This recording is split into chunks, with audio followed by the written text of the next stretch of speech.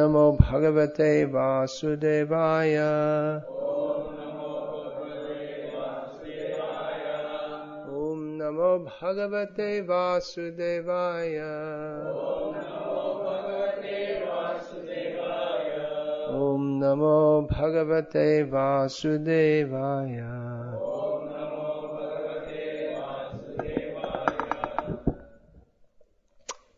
Shri Vishnu Sahasranama, name 224. The name is Neta. So that's a common word. In Telugu also, it's the Neta. That's in Hindi, Bengali, Marathi, probably. Telugu. Means? Leader, yeah. Not in Telugu. It's probably there, but there's not used much. Maybe there's another word also. Just like in Hindi, we find there's two words for everything because there's an Urdu equivalent. And also in Sanskrit because there are different words for the same thing. So in the vernacular languages, some words get used rather than others. Just like in Telugu, water is Nilu, and then we have in Bengali Jal, and in different parts of India Pani is there, but so different words are used. Or lotus, Padma. There's so many words for lotus, Padma, Pankaja, Kamal. So in the commonly used word in any language might be something, one of several. We also have the word Nayaka, which is a similar word to Neta. Anyway, Neta means leader. So, obviously, Krishna is the leader. You're going to be God, you've got to be number one. Can't be a number two. We talk about leaders, and then assistant manager, but actually leader means number one. So that's the whole point. Krishna's number one. And that's the whole point which everyone in the material world doesn't get. And therefore, we're in the material world.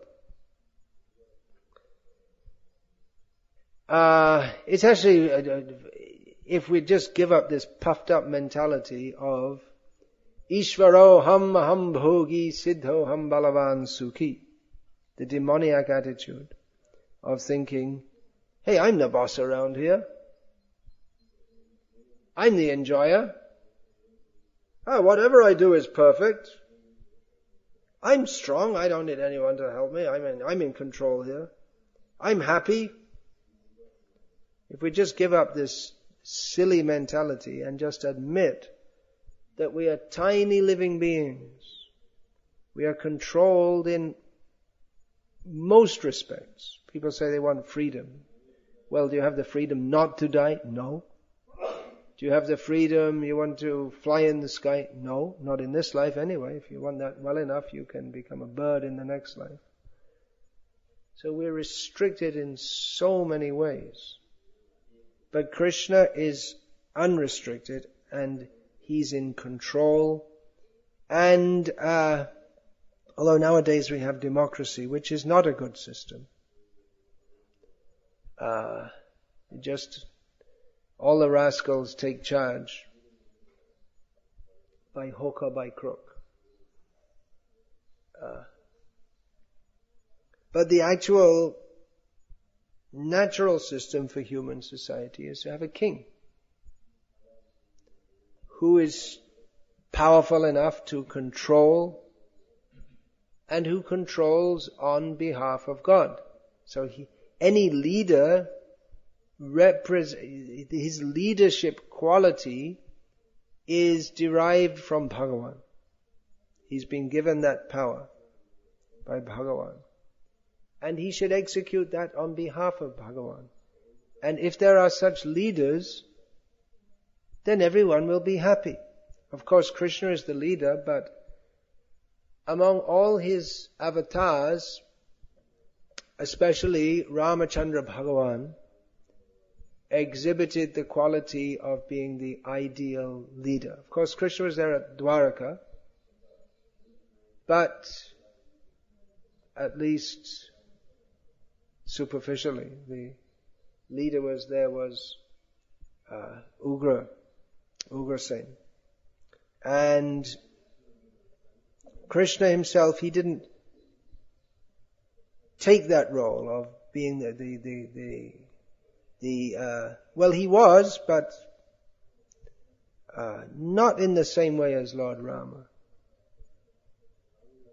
where he was very, very much committed to ruling by dharma, by exemplifying dharma. Of course, not that Krishna did anything against dharma. That is practically not possible for Krishna, because even that which seems adharma, if it's in Krishna, that becomes dharma. But to set the example for human society, Lord Rama, he ruled as an ideal king. And actually ideal kings like Yudhishthira are no less than Lord Rama in the quality of their ruling, although they're not the supreme personality of Godhead.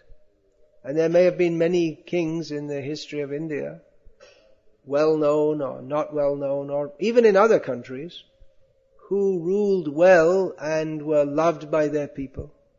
And actually people feel very satisfied in such a situation where they fully trust the leader, that he'll maintain law and order and guide the people in the right way. Of course, the brahmanas have to do most of the guidance, but the king, he makes a situation in which the brahmanas are protected and everything flourishes, both materially and spiritually. If we say things flourish materially, in the modern age we think that there are factories and dams, but when we say flourish materially, that really means no factories, no dams. Well, there might be dams also, but not these huge monstrosities that have destroyed the ecosystem in many parts of India and other parts of the world. But prosperity means that there's sufficient rainfall, as described in Bhagavatam. During the reign, R-E-I-G-N, of Yudhishthira Maharaj, there was sufficient rain. Not too much, not too little, at the right season. The earth voluntarily gave food, grains, and the cows, they gave plenty of milk, and the ocean gave jewels. There was no need for people to laboriously toil. People lived a very pious life, and they're very happy to have such a king. So such a system is much better than having a democracy in which you're never sure really who the leader is. If you have any grievance, just you don't know where to go. You go to some office and they have a complaint box. You put your complaint in the complaint box, and that's the end of it. It doesn't go any further. If you have any complaint, you can't go to anyone. If you go to anyone, they'll put it in they'll maybe refer it to someone else. You go to this, round and round in Calcutta, they have that huge writers' building. You go from one office to another. Kafkaesque, if anyone knows what that means. Here, you're just this Czech writer who wrote in German, Franz Kafka, exemplified the bureaucratic system in an unhappy society where someone is, in one book he wrote, in which someone is summoned to a trial.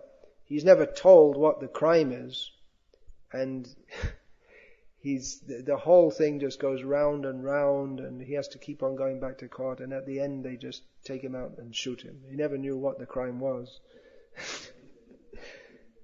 We have also the Chorko Chori, Sadhu Ko Bande, Patiko Lagave Fansi, Dhanya Kali Yug, Teri Tamasha, Dukha Lagi or Hashi, ascribed to Tulsidas.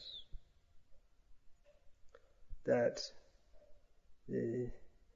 Kali Yuga means the thief should go free. Let him go. And capture the sadhu, tie him up. And there's some crime, so you have to show that the police are really on top of things, so they just grab someone from somewhere and hang him. Patiko lagai fan, Dhanya Kali Yuga, glorious Kali Yuga. Teri tamasha, your pantomime. Dukha lagi, I feel distressed, but or hashi, you can laugh also, it's so absurd. So this society we live in, it's just a madhouse, completely insane. The food you eat is poison, the air you breathe is poison, the water you drink, which you have to buy, and that's poison. The milk you drink is poison. Everything's poison. And people think that they're very advanced if they have cars and cell phones, and it's a horrible society. So we should take the leadership of Krishna and his representatives.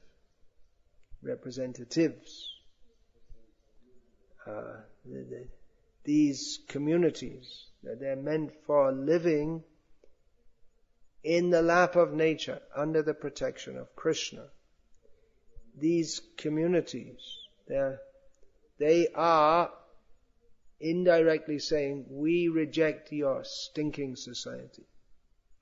We want to follow Krishna's direction. We have confidence in Krishna. We don't have confidence in your 5-year plans or whatever.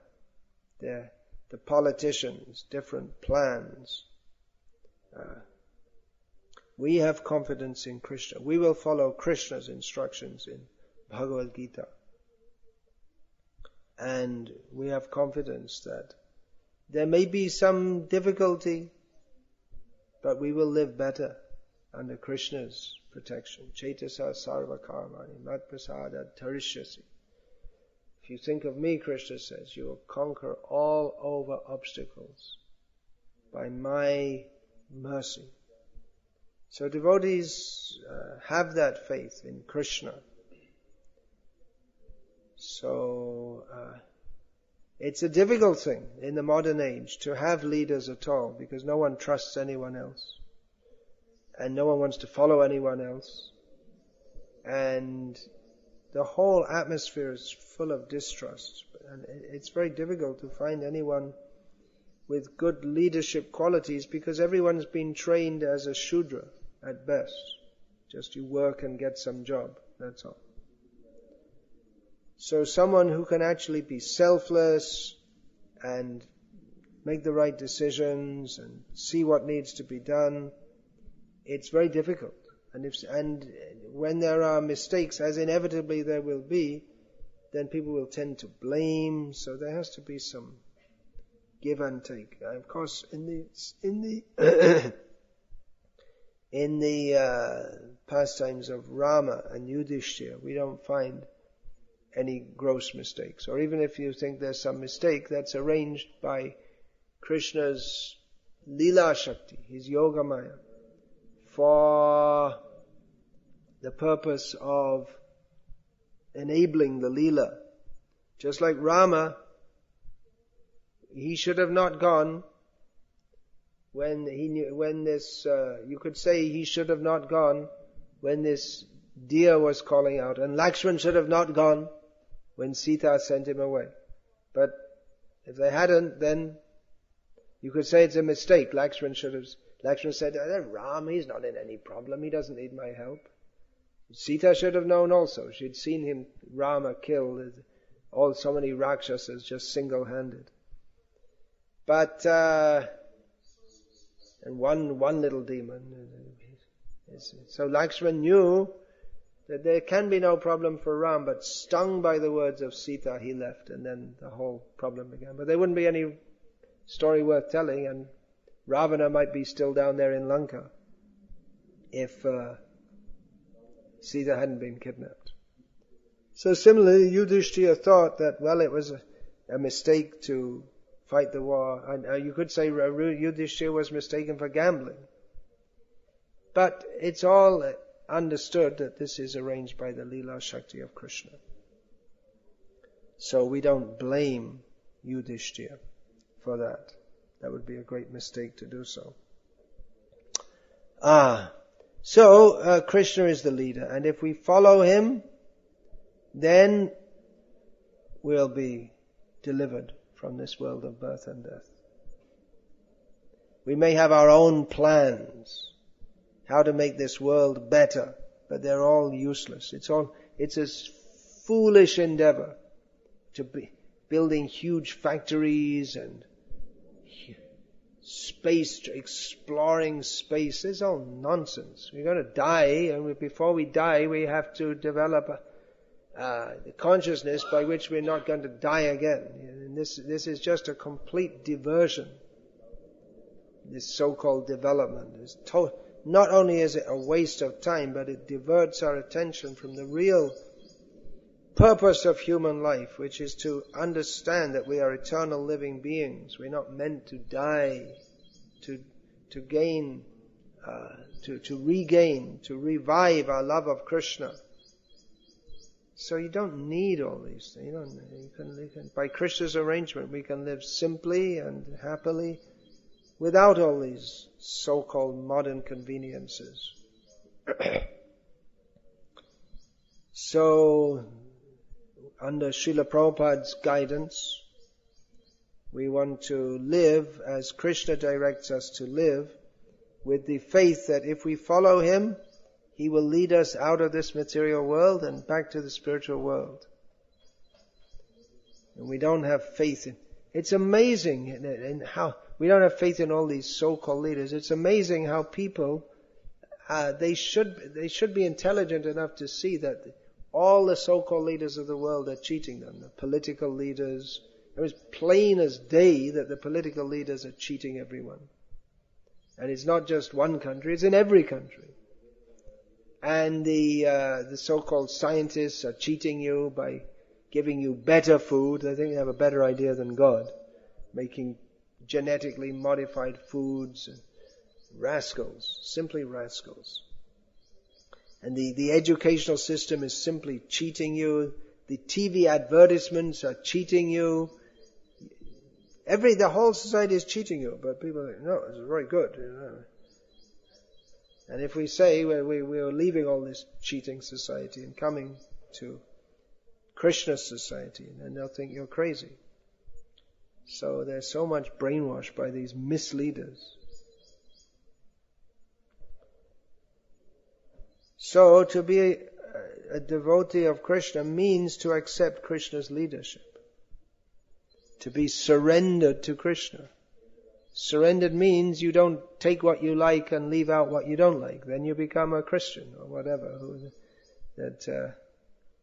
The original Christians, so we're told, were vegetarians and accepted the principle of reincarnation. But later on, that all got changed because someone decided, well, we don't like that. We want to eat meat. So, it's choose what you like. But it doesn't work like that. Doesn't work. We have to accept everything Krishna says. That requires surrender. Some people say that's extreme. Yes, it is from the materialistic point of view. Either you accept the extreme conditions of repeated birth and death, or you reject the ways of this world and surrender to Krishna. Of course, for some kind of social harmony, we may to some extent accept some of the ways of this world, but we can't accept the leadership of people who are themselves blind and leading us into the ditch. For a blind man, if he accepts the guidance of a blind man, then what is the use? One blind man says, I will lead you, don't worry, but he himself is blind. Andha paramparanyaya, this is called. One blind man is following another blind man, and another blind man follows the blind man who's following that.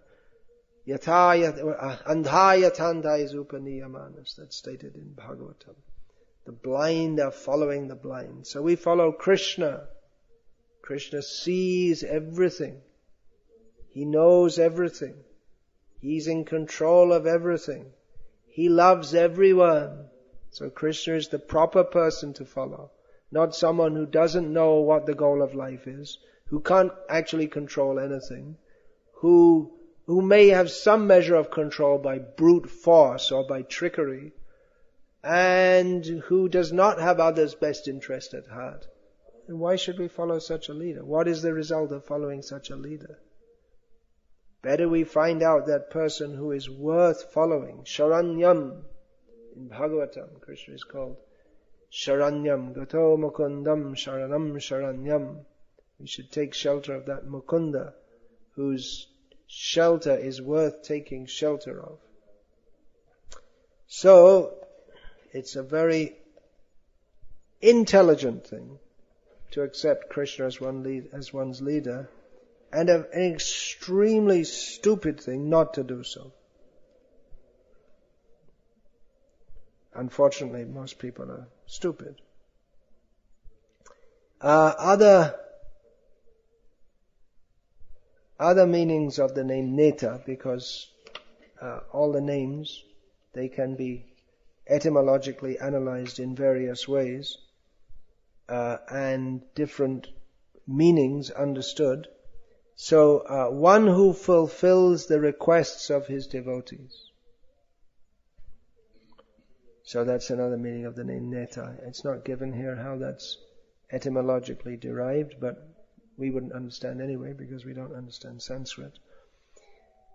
So, yes, Krishna fulfills the request of his devotees. He even fulfills the desires of the non-devotees. But maybe not in the way that they think about it. Just like, for instance, someone may desire to be a leader. So they get that opportunity in the next life. But because they don't have the punya to be a leader of humans, they take birth as a dog and they become the leader of a pack of dogs. So Krishna fulfills the desire. But it might not be exactly the way that you wanted it, because we're not in control. So, but Krishna fulfills the requests of his devotees, because he knows that his devotees' requests, they will be for the good of the world. They will not be for the harm of anyone, and Krishna is very much obliged to his devotees. He feels that if someone offers me with full devotion a little Ganga Jal and a Tulsi leaf, Krishna becomes so obliged that he feels that I have to give myself to my devotee. So it's not very difficult to please Krishna. Then we have the name for Lord Shiva is Ashutosh. He becomes very quickly pleased. He can become very quickly angered also. So we find descriptions in Bhagavatam of that Vikasa. He wanted to satisfy Lord Shiva by cutting the flesh of his own body and offering it into the fire. But for Krishna, Krishna doesn't ask for such a thing. That's tamasic. That's in Bhagavad Gita. Krishna describes that people who torture their own body, that kind of austerity, that's not at all spiritual. That's demoniac. Kashayanta sharirastham, that's described. They give distress to their own body. So, Krishna, he fulfills the requests of his devotees. If devotee wants to deliver someone from birth and death, Krishna will fulfill that desire. But at the same time,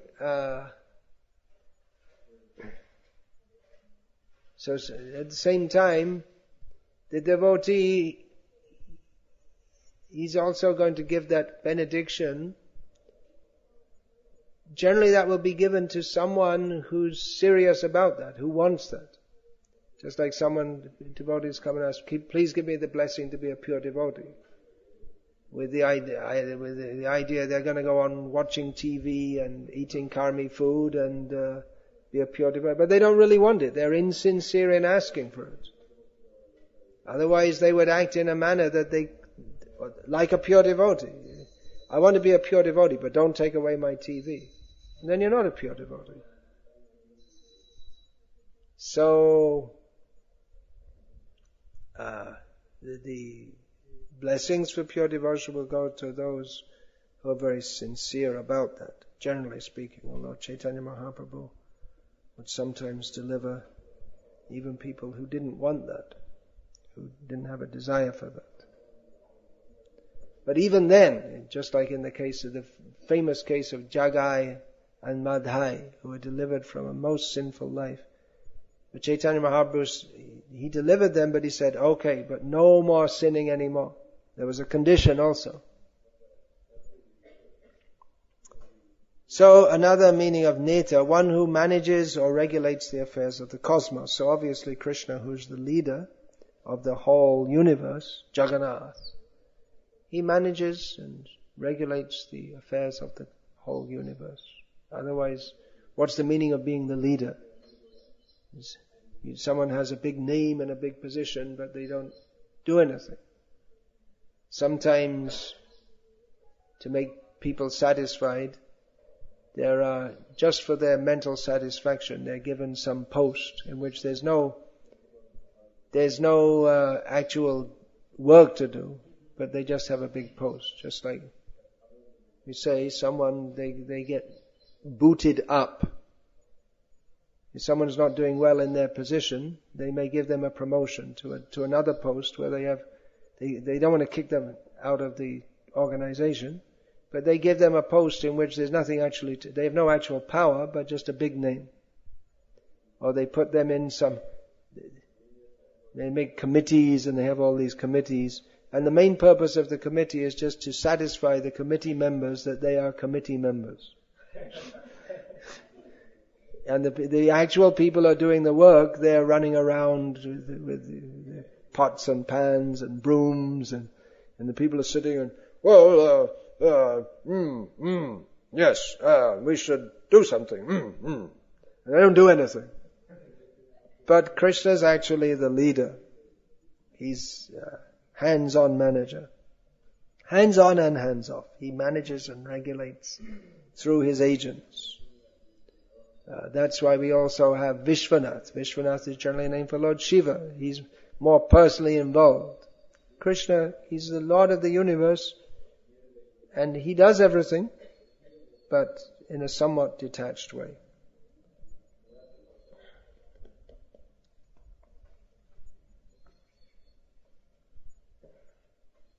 Oh, there is the Sanskrit derivation.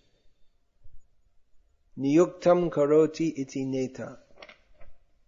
Well, niyukta could mean various things, but one who joins things together.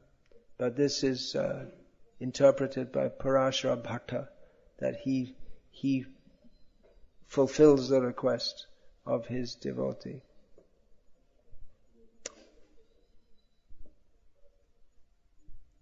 So, Hare Krishna. I'll finish there. Any question about this?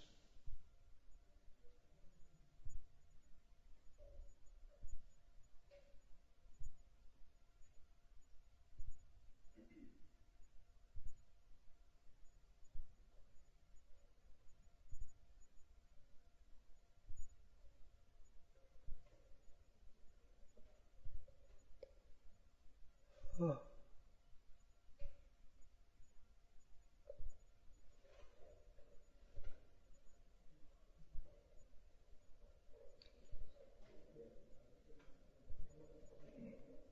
Krishna is the controlling force behind everything in the universe.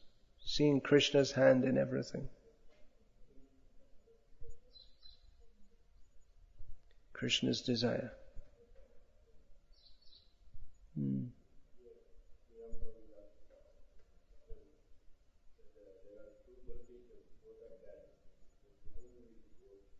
Two politicians, both are bad. For whom should we vote?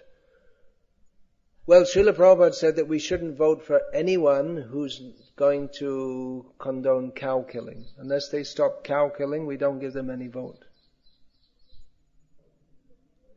In another place he said, if they're not Krishna conscious, don't vote for them.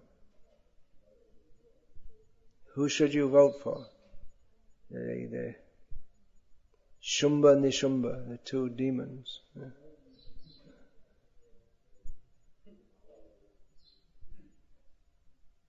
Who do you want as your leader? Ravana or Kumbhakarna? But they're making it in India now that you have to vote. They're putting pressure like that. You have to have a voting card. Unless you vote, there's some kind of pressure like that, which means it's not, they call it a democracy, but it's not. Someone told me that unless you vote, you can't get your voting card renewed, and then you can't get your PAN card, and then you can't do anything. It's like so controlled. In America, the elections for the presidents, like hardly half the voters vote, which means they don't want to vote for anyone. They just think they can see through the farce. Yeah, there's democracy. What democracy? If they put a woman candidate, what if you don't want a woman candidate? But they force you. You have to, in some constituencies, that you have to have a woman candidate. Or they have all this reservation system. That means there's preference for some people. So where's the democracy? And TV stations are owned by political parties, and anyway, it's all manipulation.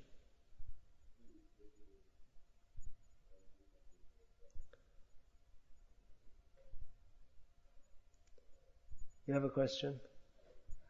Actually, if I may ask a slightly different question. I'm not sure if this is related to the topic you have discussed. I was just wondering, how do we understand free will versus destiny? How do we understand free will versus destiny? Well, both are there. An example is given that certain things are fixed, and within that, we have choices. Just like, for instance, if you get on a plane from Hyderabad to Delhi, once you're on the plane, you don't have any choice to get off it. But while you're in the plane, you can sleep, eat, talk to people, like that. So now you have a particular body. As long as you're in that body, you can't change it. I mean, you can do some plastic surgery or something, but you're basically stuck in that body. But what you do, you have some choices about how to conduct your life. So both things are there. And it may be that during a certain period of your life you're going to go through very great difficulties. That's ordained by fate. But how you respond to it is up to you. So both things are there. Now we open the door to general questions. Some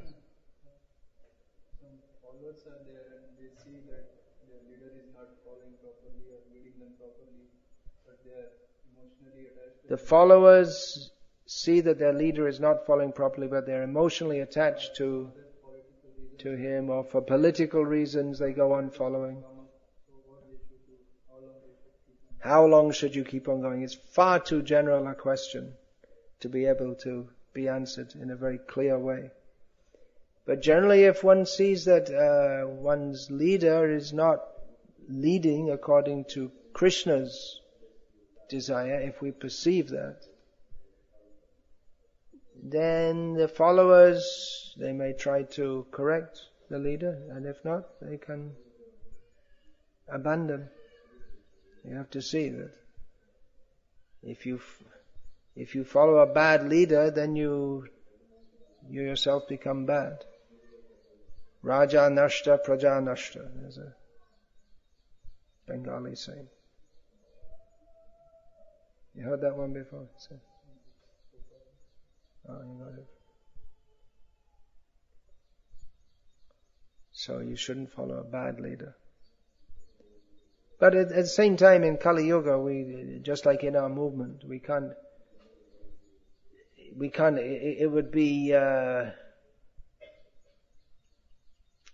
unreasonable to demand perfection from a leader. That they're considering that it is Kali Yuga and that we're all coming from bad backgrounds and that it's very difficult to lead in an idealistic movement, so we should be tolerant of some imperfections in leaders if they're basically doing the right thing.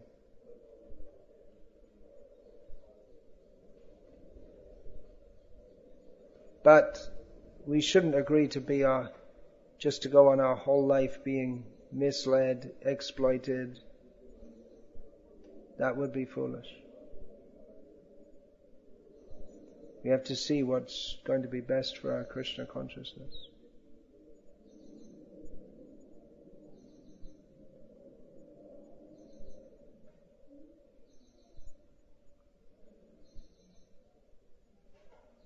Hare Krishna. Oh, another question. I didn't say it quickly enough.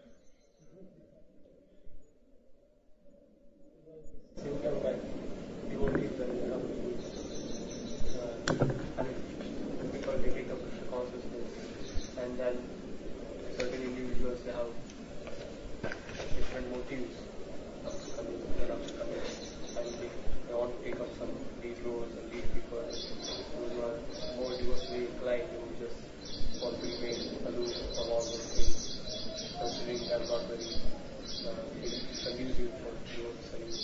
And then gradually people come for different motives, they take up the leading positions and then directly whole movement in another way.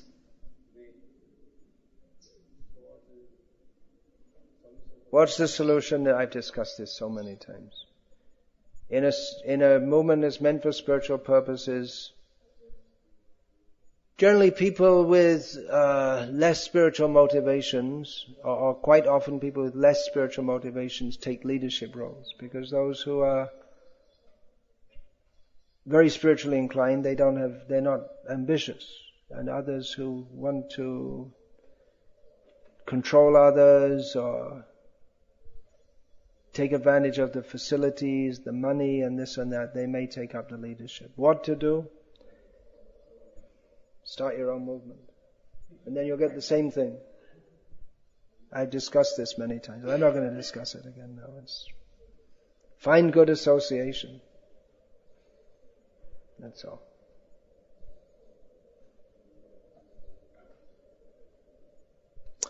Hare Krishna! Srila Prabhupada ki jai. We're so fortunate to have Srila Prabhupada as our leader.